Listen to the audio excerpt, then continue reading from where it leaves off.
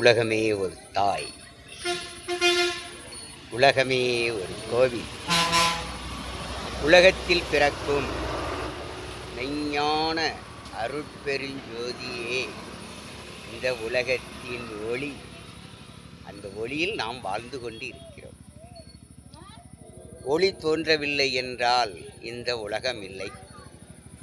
அனுதினமும் சூரிய பகவானும் அன்னை பௌர்ணமியும் இரவு பகல் என்று நம்மை காக்கும் அந்த ஒளி தெய்வம் இல்லை என்றால் நாம் இந்த உலகத்தில் வாழ முடியுமா?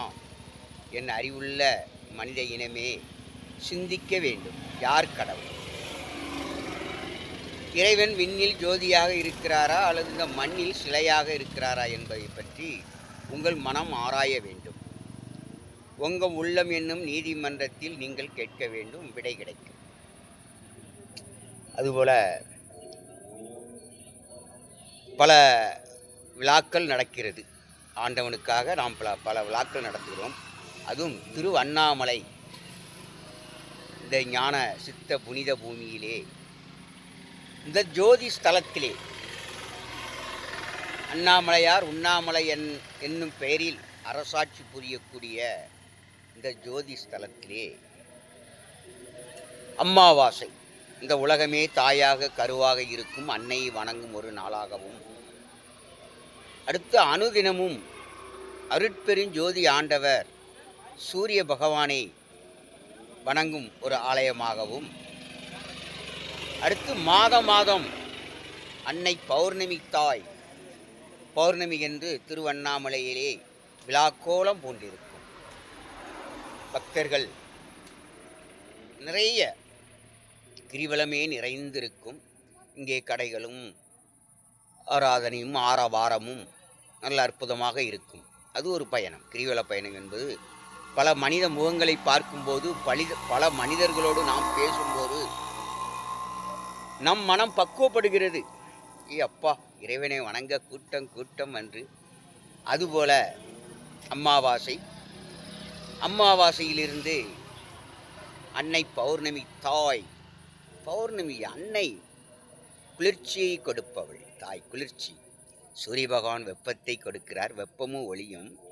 அன்னை பௌர்ணமி குளிர்ச்சியை கொடுத்து தாயாக இருக்கிறார். ஒளி இல்லாமையா இருக்கு?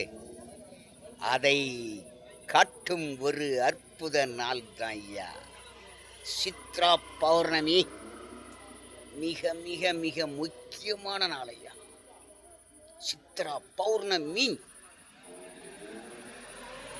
மற்ற மாதெல்லாம் பல பெயர்களில் பௌர்ணமி என்று கொண்டாடினாலும் இந்த சித்ரா பௌர்ணமி என்னும் இந்த புனிதமான இந்த நன்னாளில் பிரதிபலன் என்ன? இதிலே என்ன இருக்கு? பௌர்ணமி, அடுத்தது சித்ரா பௌர்ணமி, ஆண்டுக்கு ஒரு முறை. அதை காணும் பாக்கியம் எனக்கு ஒரே ஒரு முறை கிடைத்தது, ஒரே ஒரு முறை. அதன் பின் கிடைக்கவில்லை. அப்போது நான் சாமித்தோப்பு ஐயா வைகுண்டபதியிலே அங்கே இருந்தேன். 2-3 ஆண்டுகள் அங்கே இருக்கேன். இருக்கும்போது அப்பொழுதுதான் எனக்கு தெரியும் சித்ரா பௌர்ணமி என்று ஒன்று இருக்குன்னு. என்ன பௌர்ணமி? சித்ரா பௌர்ணமி.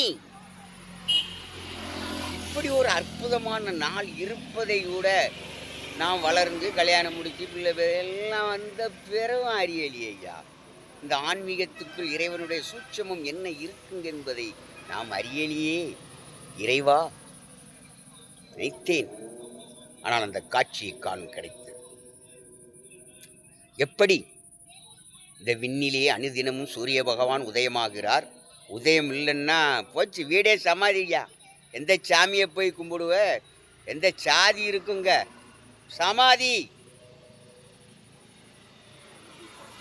ஒளி. இந்த உலகத்தை அரசாட்சி புரிவது ஒளி. மதம் என்ற பேரில் பல விதத்தில் கடவுளை வணங்குகின்றோம். நீ எந்த சாமியை கும்பிட்டாலும் இந்த விண்ணிலே உதிக்கிறதே ஜோதி சாமி, ஜோதி காடு. அவர் உதயமாகவில்லை என்றால் வாழ முடியுமா? முடியாதியா. அனைத்தும் கொடுப்பவது அவர்களையா.